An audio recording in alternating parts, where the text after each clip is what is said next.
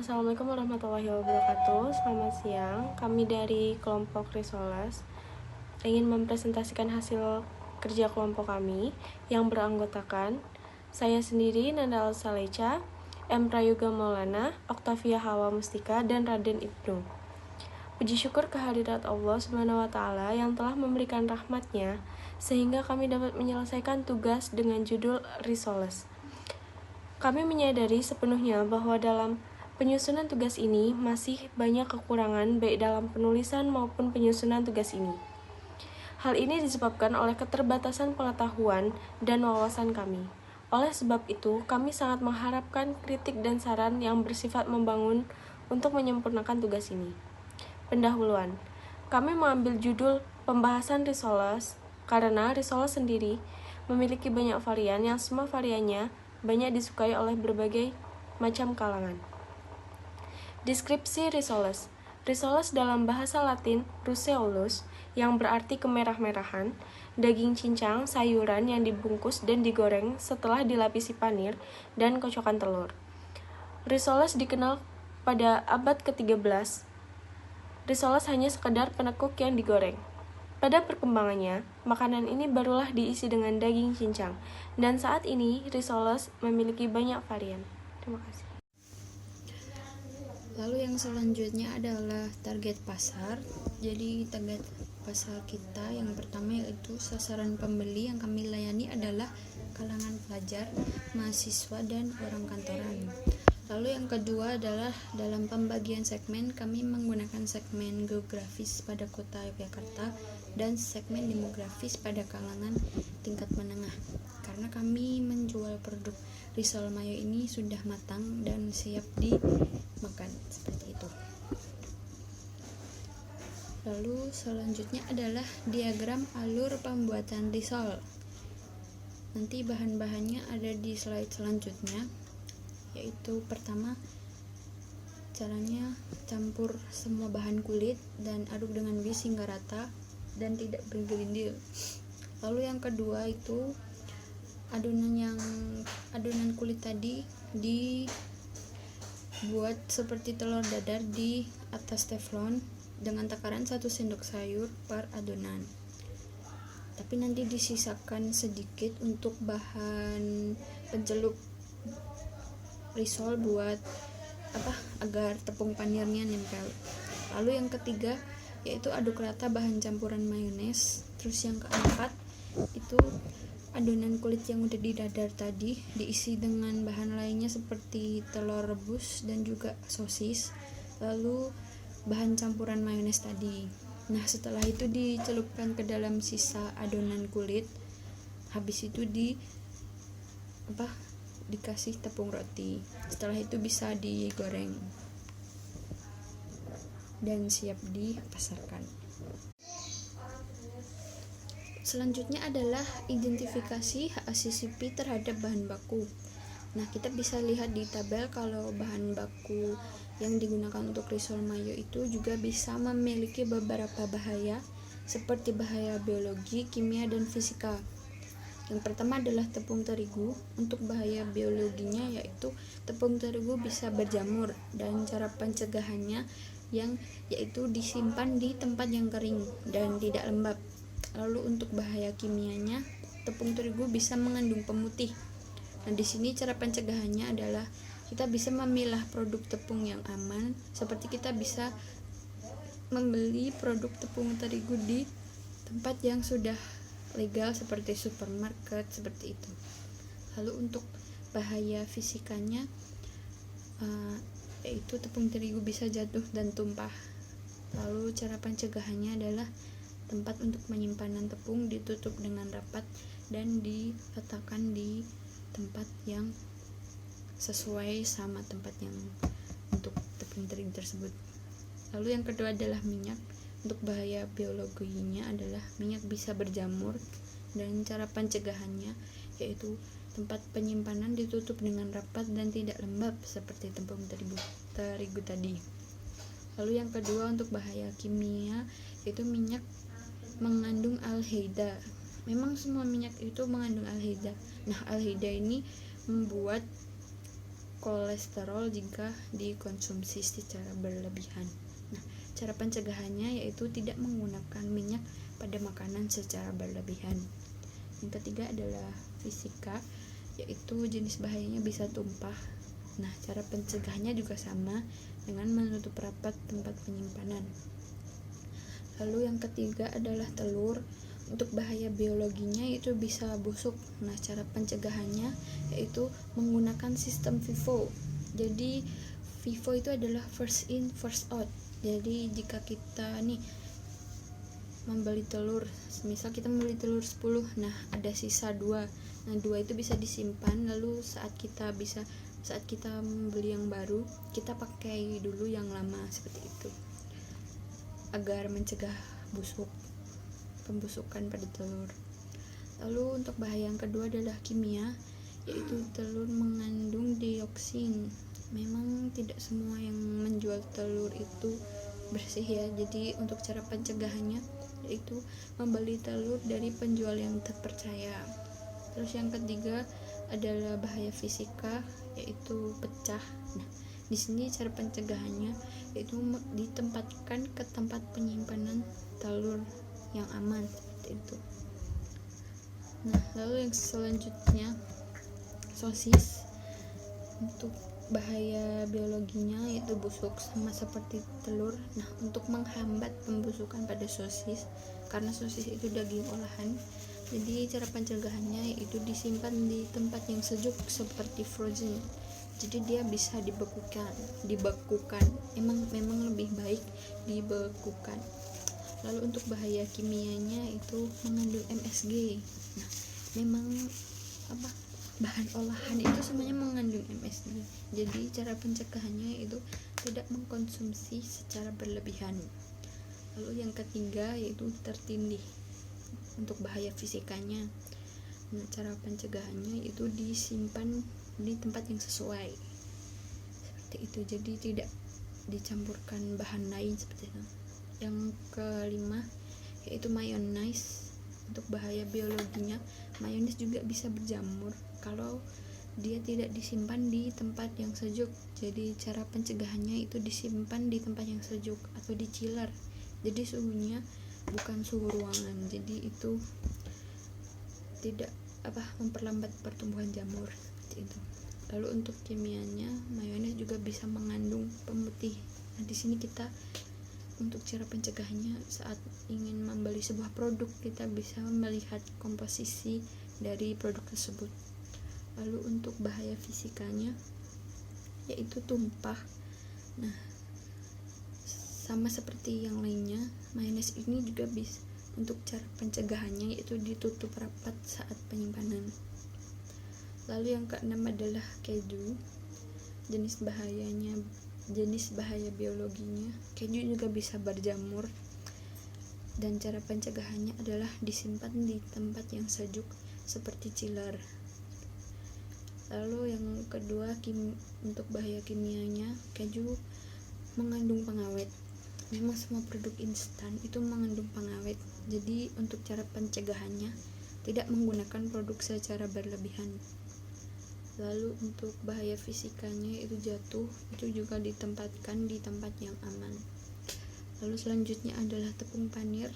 Tepung panir ini kurang lebih sama, memiliki bahaya biologi, kimia, fisika seperti tepung terigu. Namun dalam kimianya tepung panir ini bisa mengandung pewarna. Lalu cara pencegahannya adalah memilih produk dan warnanya tidak terlalu mencolok, seperti itu. Lalu kita bisa juga melihat dari komposisi yang ada di produk tersebut. Untuk bahaya biologinya sama, juga bisa berjamur. Cara pencegahannya adalah ditempatkan di tempat yang kering dan tidak lembab. Untuk fisikanya juga sama, yaitu tumpah. Jadi cara pencegahannya ditutup tempat penyimpanan dengan rapat. Lalu yang terakhir adalah garam. Nah, untuk bahaya biologi garam juga bisa berjamur.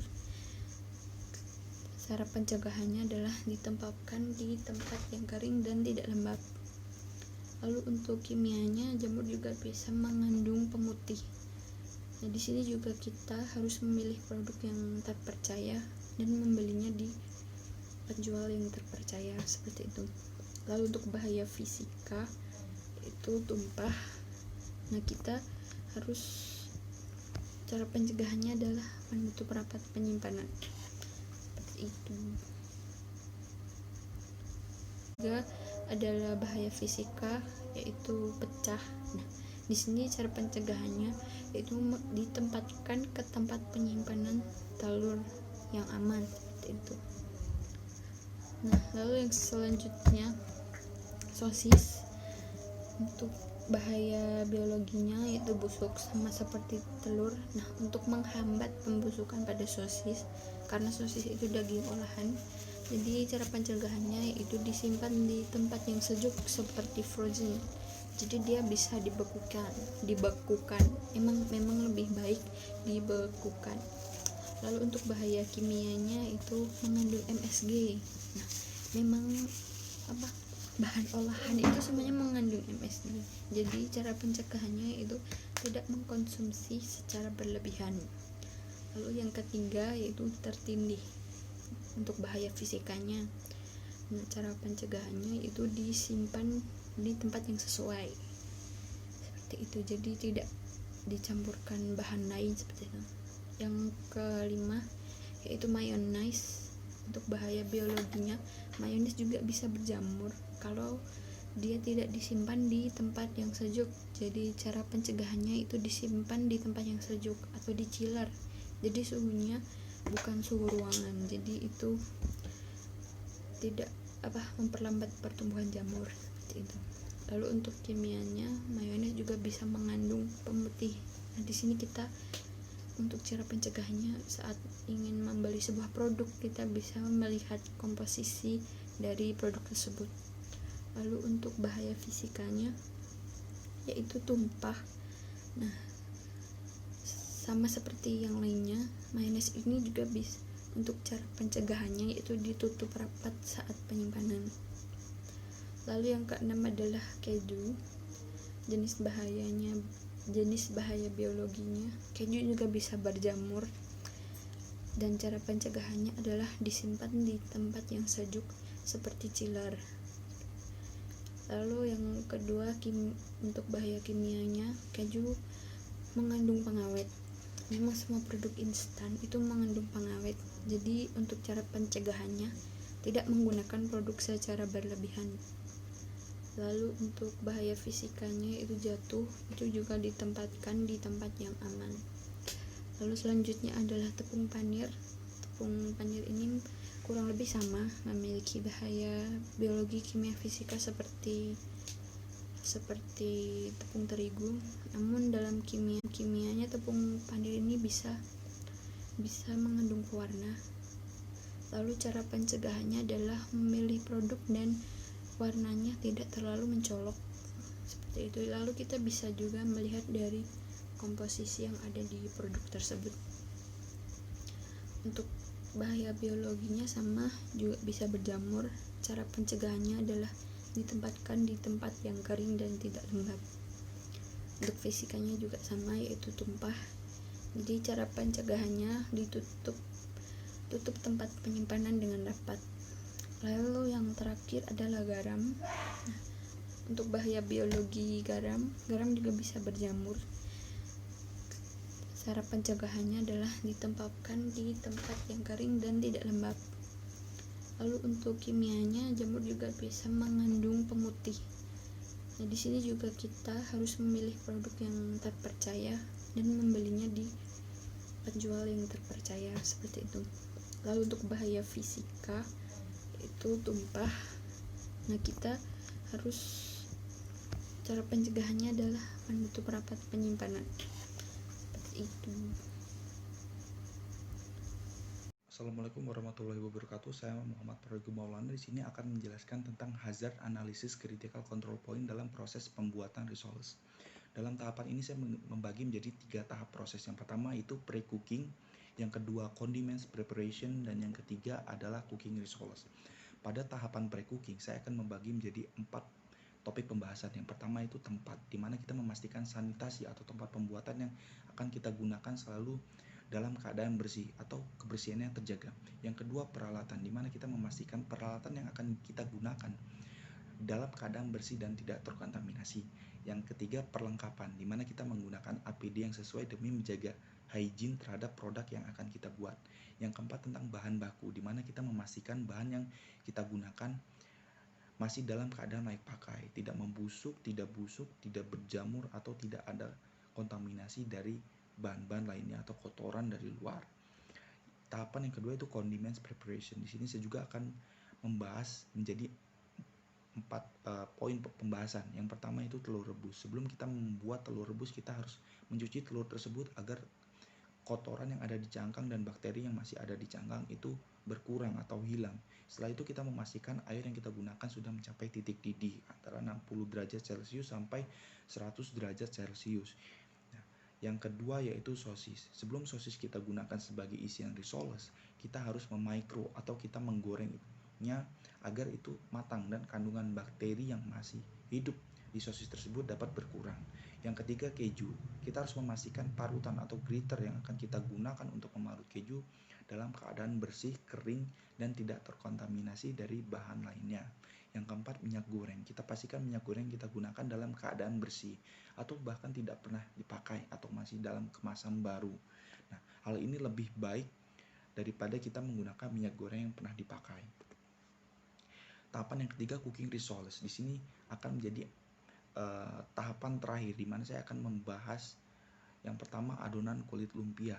Di sini kita memastikan alat yang kita gunakan itu dalam keadaan bersih dan tidak terkontaminasi, dan juga kita memastikan tepung, telur, dan air yang kita gunakan dalam keadaan bersih dan tidak ada kotoran atau tidak ada campuran atau zat-zat dari luar bahan tersebut. Yang kedua campuran mayones. Kita memastikan wadah untuk mencampur mayones dan bahan lainnya dalam keadaan bersih dan tidak terkontaminasi oleh bahan selain bahan yang akan kita gunakan atau bahkan kotoran. Yang ketiga pelapisan tepung panir.